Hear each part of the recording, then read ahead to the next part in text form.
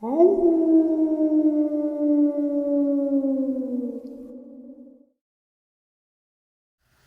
greetings and salutations, everyone. I hope everyone is still doing well, and welcome to this early morning, middle of the night bonus upload. Before we jump into it, a couple links. As many of you know, I rely on Patreon, PayPal, channel membership, and the merch to help the channel to continue to grow and go. Links to Patreon, PayPal, and channel membership is in the description below. Merch displayed directly under the video. Also, Dogman, Frightening Encounters, Volume 1 through 3, the audiobook versions. They were written and researched by Tom Lyons, narrated and produced by me, Jeff Nadolny. Those audiobooks are available on Audible, Amazon, and iTunes, links to which are also in the description as well. And finally, last but definitely not least, if you'd really like to help support this channel to continue to grow and go, simply subscribe. It does not cost a cent. Click that like button, takes half a second. If you don't want to miss out on any of the informative uploads that I put out daily, click the bell icon, and folks, please leave a comment and share the video. Why? Well, because all of these things really do help the channel to continue to grow and go. They definitely do matter, and they are appreciated. And with that, I have taken far too much of your time. Let's jump into this early morning, middle of the night bonus upload, shall we? Right now, I'm going to give you guys Luke. Luke, how are you tonight? Hey guys, I'm alright right now, yo. So, it's been a very, very tough, stressful few days, man. But I'm hanging in there. I'm actually at my in-laws, so not in-laws, but my wife's house right now, because I no longer feel safe with my property at all. Yeah, So I kind of shared with everybody a little bit of what I could. So pretty much, if you could, can we start from right after you get out of the hospital, you're healing up, and the agents pretty much say, hey, everything's good, right? yeah. So yeah, that's pretty much what happened. So the initial contact when that kid came to my property, his superior sent him to talk to me about renting my property up, but things went south really quick as far as like the wolf, and then the kid panicking, and then me ending up getting injured and stuff like that. So I ended up renting my property to them. I had to sign some paperwork and stuff like that. So I was like, at the end of the day, yo, there's more firepower for me in case these things come by. I'll have backup.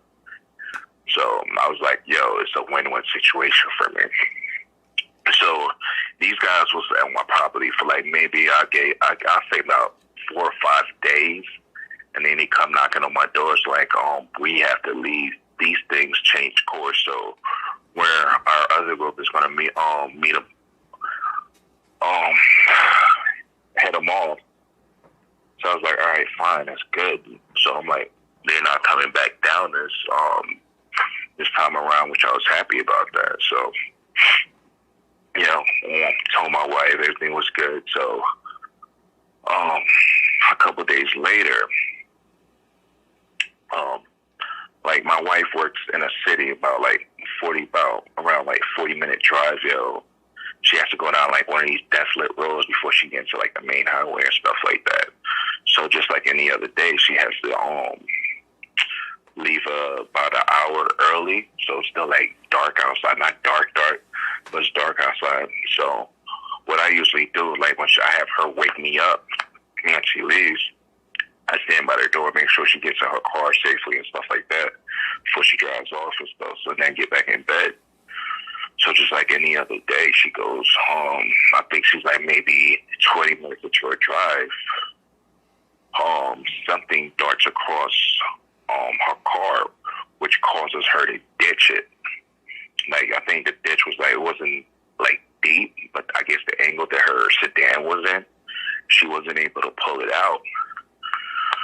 So she knew what kind of condition that I was in. So she was like, she wasn't going to call me. She was calling Triple H. No, not Triple H. Triple H is the wrestler. I'm sorry. I mean Triple A. So she sees something like dark across in her rearview mirror. And so she gets scared. So instead of dialing Triple A, she dials me. So I'm like, I'm not asleep, I'm awake, but I'm still like type groggy. So I answer the phone, and then like she's hysterical, crying, screaming, something here, come get me. So like I sober up real quick. Like I don't know what the hell is going on. My heart just literally sank to my feet. I'm like, I can't find anything. First thing I do, call my dad. Like, yo, Dad, come over here, come watch the kids. I gotta go to my wife. I grab my bag of guns. Because prior to my incident, I went shooting, practicing and stuff like that. So I hop in, because I have a Sierra. So I hop in my Sierra, so I'm barreling down the road. Because I know the road that she takes, like hoping that I can catch up to her in time. And she's on the phone just crying. And then I just hear like things like going on in the background. So I'm like, yo, I'm praying to God, like, yo, please let me get there in time. Please let me get there in time. So as I'm approaching the car, like I have my brakes on, so I see her car in the ditch. So I was able to get behind her and stuff like that on an angle. So like I slowly, like I took my SOCOM, I had the strap around my shoulders. So I exit the vehicle. I'm surveying all the areas, looking around. Have my tactical light, just making sure everything's clear. I didn't see these things in sight. So I get my wife out the car and tell her to get in the truck, lock the doors, get behind the driver's side. So I got a tow chain, so I hook it up to underneath the back bumper because there's this little slot that I can hook it up to. All right, so as I do that and I'm getting ready to get everything moving, I notice two of these walking wolves coming off on probably my right side. So I have my gun pointed to them, ready to shoot. First thing I noticed was one of those wolves was the same wolf that collided into me the day when I got shot by that agent. So I'm like waiting to see what they was going to do. Safety off, everything just ready to go. Then all of a sudden I hear this growl, like it was almost demonic. I've heard these things growl before. I've seen them. I've felt them. I heard them. I felt their strength. I felt the kind of fear that they put. But this thing, something felt wrong about this thing. I'm like, oh shit, one of these things got behind me. And like, I'm like, how can I be so fucking stupid? Like, I always watch my six. So as I'm slowly turning around, the other two take off. And then like about 25, maybe 30 feet from me or a little further, I wasn't really able to gauge it. I see this thing, this freaking wolf, jet black, almost 9 foot tall, red eyes. I never seen, as long as I've lived, as long as I've been on my property, as long as I have encounters with these things, I never seen one the way that one looked. Red eyes, like a pronounced snout, like a timber wolf, just bigger. Teeth, not overcrowded, but enough to do the job. And this thing, like, the way it looked like it's been around for a very long time and it knows how to deal with our kind, no matter how skilled we are. I had this feeling like this was the first time I felt dread. I mean, I think this was beyond dread. It had me. I couldn't move. I was terrified for the first time in my life. Like, I was like, yo, what the hell is this thing, yo? I see what it is. I know what it is, but it's different. It's slightly different. Like, it was a soldier type thing. And it had me like,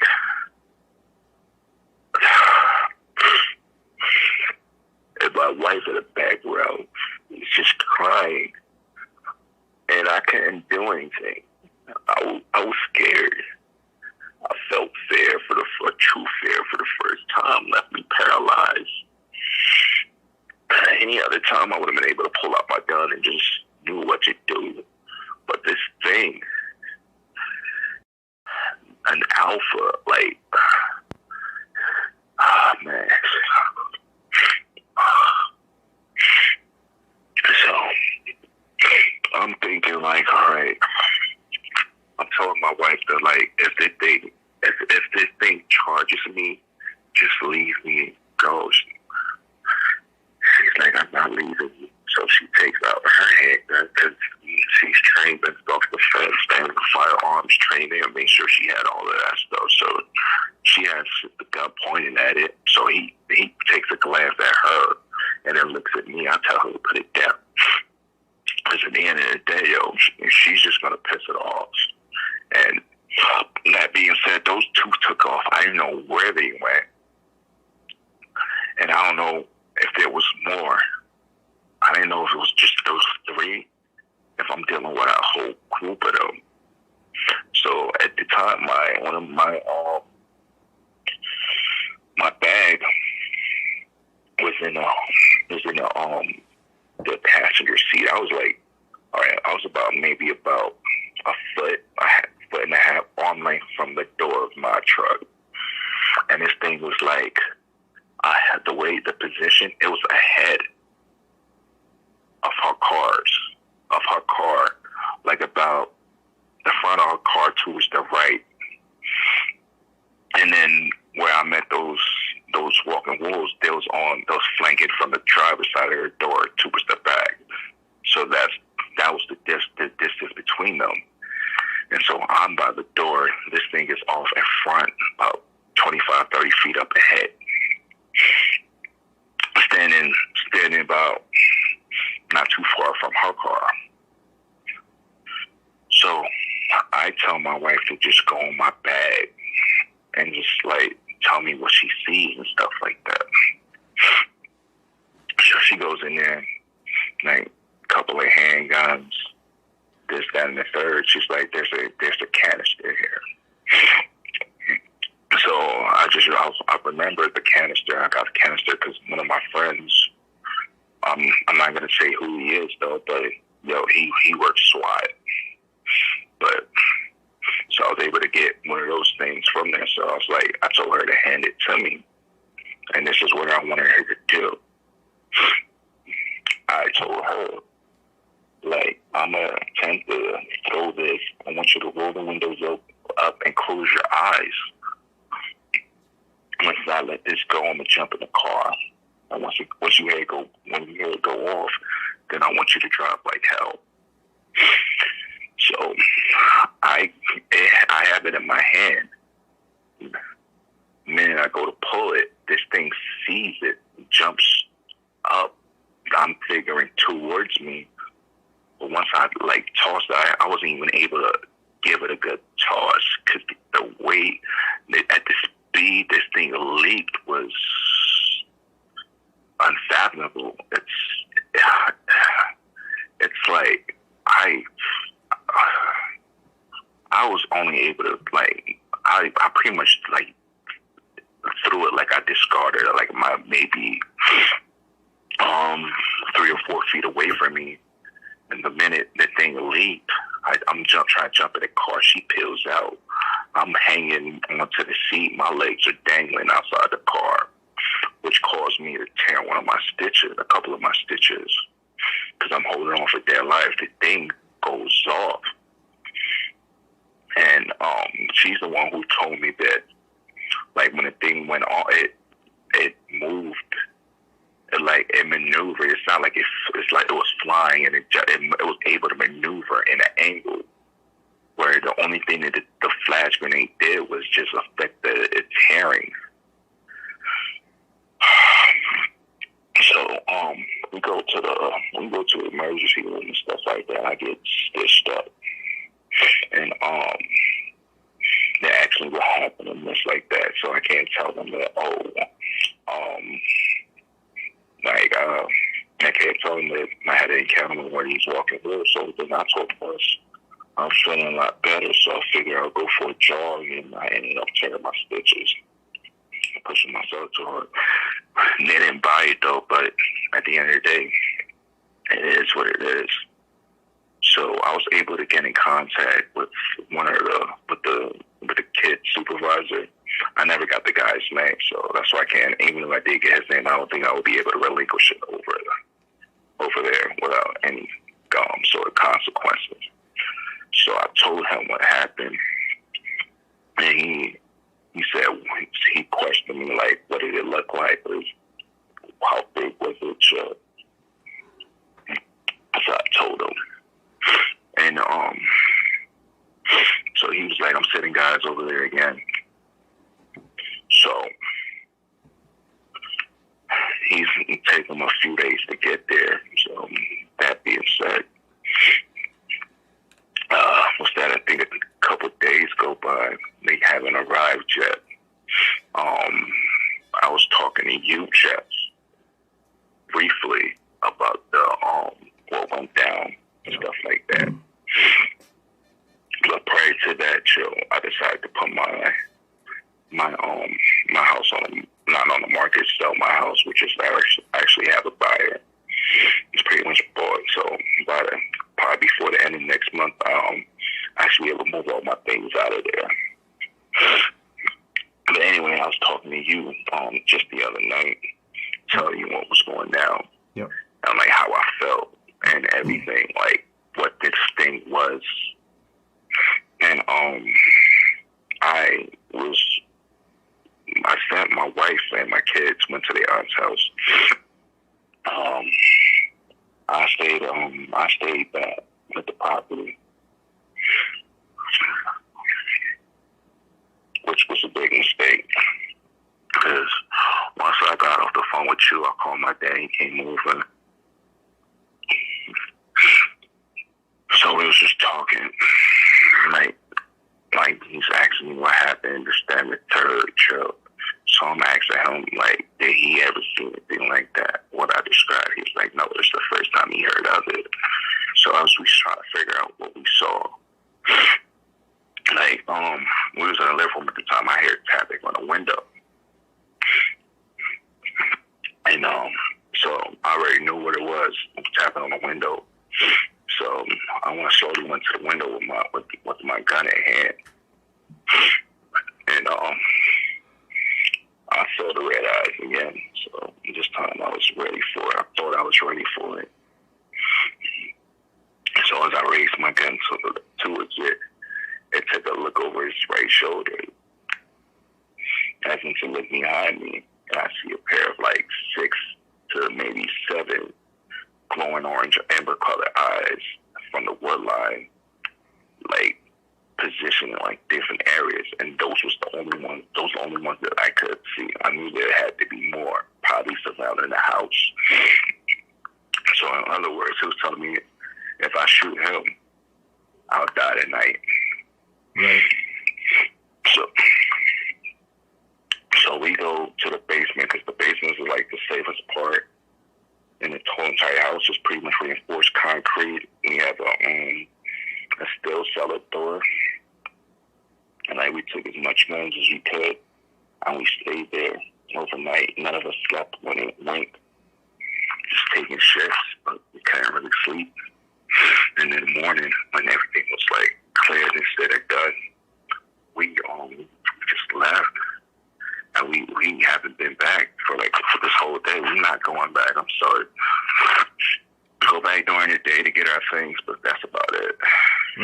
Right. You can't, I mean, like I said when I was talking to you earlier, prior to recording this, I said there was subscribers that were glad that you were leaving your property. I mean, they feel the pain that your family is going to go through, your dad and yourself, leaving this property that's been in your family for generations. But like you said, your kids are what comes first. Can you share what happened when you went to your car and why I emphasized on your kids, please? Yes. So we got a tow truck to go get the sedan. At the time, it's a Nissan Altima. I forget what year it is. So tow truck is there. We get there and stuff like that. The car is ripped to shreds. The freaking ripped to shreds. The freaking literally ripped the door off. Piss, urine, all over the seat. And then to realize that my wife told me that the kids' teddy bears was gone, and it's always in the back seat, which led me to believe this thing got my kid sent. This freaking thing has my kid sent. So I can't stay here no more. My kids are in danger, man. It has my kid sent. It's personal. It really is. Yeah, now it's at sorry, a whole... Joe. I'm sorry, but if I see that, I can't guarantee anything, but I will do what I have to do to protect my family at all costs. Luke, I think what you're doing by you leaving your property, I think that's doing what you can do. You're giving up something that means so much to you to protect your wife and your kids. But if you were to go and play hero, go out and try to shoot it out with this thing, your kids would be without a dad, and that would be even more devastating for them too. So what you're doing is you're doing the right thing. And when he says he's moving hundreds of miles away. I'm not going to disclose where he's going, but it's hundreds of miles in a completely opposite direction. So he's doing it very intelligently. I want to touch bases on the creature, the alpha, whatever this thing was. Your friend, when you were younger, Big Red, was huge, and he took out what, 3 or 4. This thing would have just. It would have took him out. The way this thing had, like, when I looked into its eyes, this thing had like a prehistoric intelligence, like almost like a human, but like a Neanderthal like intelligence. And I've never seen any of that thing I haven't seen anything like that when I looked into these things' eyes, And this thing it just felt different. It felt like it knew it was the Alpha. Like it has destroyed anything and everything in its path. And if that was to go against my friend Joe, Big Red Joe, I have no doubt in my mind that Big Red would lose that fight. And when Luke is gonna eventually write this all out for me, just this last part, or I'm gonna write it out, and then I'm gonna combine all of everything, so you guys won't have to go and backtrack. But Big Red, when Luke was about 20, he was involved in an altercation, saving Luke from 3 or 4 Dogmen. And he's not a slouch fighter. So for him to say this is definitely, this thing is definitely something, and we talked about it for what, a good hour last night, trying to, just figure out what the hell it is. It's like it's leading a pack of 30, I think you said, that agent said to you. Yes, but he will not disclose the area. Right. So to lead a pack of 30, you have to have, to even if like a foreman on the job, can pretty much maintain 10 guys. You're talking 30 wild animals that are just hungry and just terrifying. This thing has got to be equally terrifying and more. So I don't know. I think you're doing the smartest thing and the safest thing. Luke's dad is going with them. And like I said, this is a heartbreaker for his whole family. So I'm going to keep his family in my prayers. I hope you guys do. Thank you. Well, you've been... Oh, man, I'm getting emotional, bro. Yeah, I know. You've been nothing but a great... since I've known you, you've been a great guy. I've enjoyed talking to you. I know everybody has enjoyed listening to you and hearing your encounters. I'll try to, for whatever I learned from these things, Only thing if people don't believe in these things, that's fine, though. But at the end of the day, I just want people to be safe, Yeah. Because, I have friends now. I have a family, and the worst thing I want somebody to do is just go somewhere and not just, be aware of your surroundings. You don't have to believe in these things to be safe, At the end of the day, just treat the situation like you treat if you know you're going in an area that has bears or mountain lions, Keep some kind of protection with you. Go in some groups, These things, whether you believe them or not, God forbid you run into these things, At least you'll know what you need to do. Even if you hear my story, just take it with a grain of salt. Just have that in the back of your head. God forbid, all right, so these shits are real. This is what I need to do. At the end of the day, you don't challenge that. It looks for a challenge. Right. It wants you to challenge it. Yeah, absolutely. Because it wants to dominate you. When you first saw this thing and confronted it, well, it confronted you because there's no confronting it. It knew your fear and grinned at you. It looked into your. I'm pissed. Yeah. When I looked at it, I'm not gonna lie, guys. I swallowed myself, and when I did that, it sniffed the air, it smelled it, and grinned. We was talking about this because you brought up a point. So the one that got killed on my property that we buried, and Victor couldn't find it. Me and my dad went back over there, and the body was gone. Right. So you saying that? What if it was one of its part of one of its pack? And they knew that I was telling the guy about the guy in Pennsylvania. Watch out about his tent. I forgot my scent was all over that thing. Right. Absolutely. And then I think that they used my wife to get to me, and the shit was set up strategically. Absolutely. Because it didn't come out. It did not come out till I got there. She didn't see that one till I got there. It was waiting for me. Right. Everything that it's done has shown intelligence above. I mean, yes, these things are intelligent. They're cunning.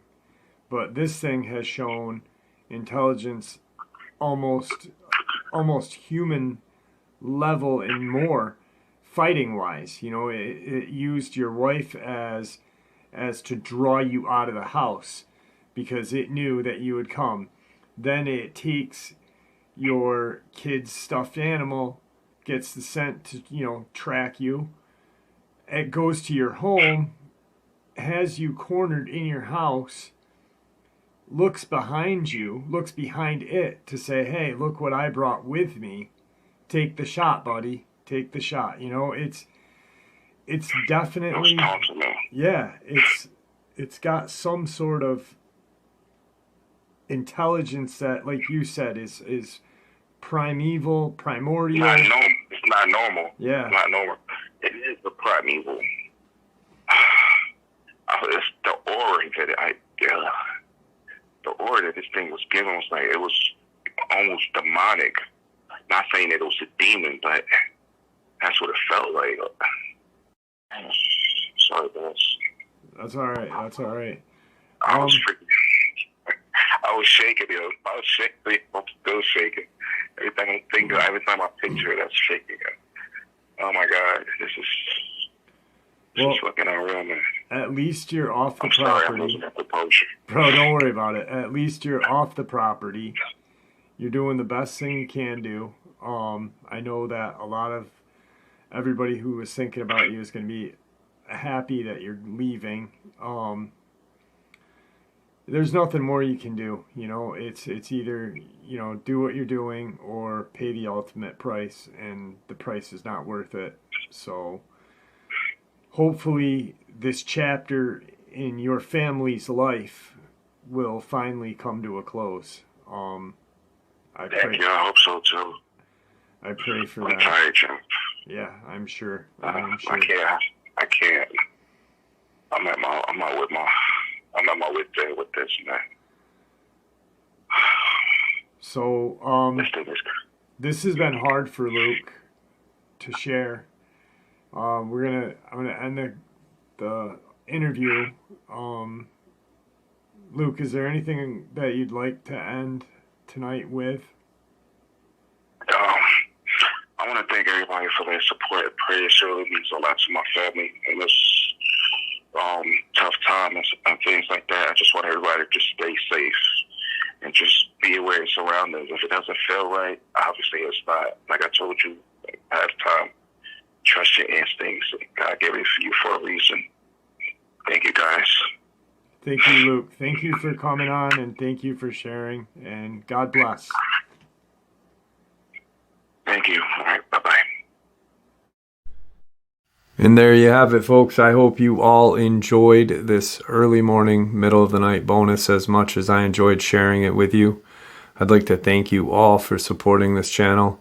It is, after all, your support that helps the channel to continue to grow and go, and what gives us all a place and a chance to share our experiences and theories judgment-free.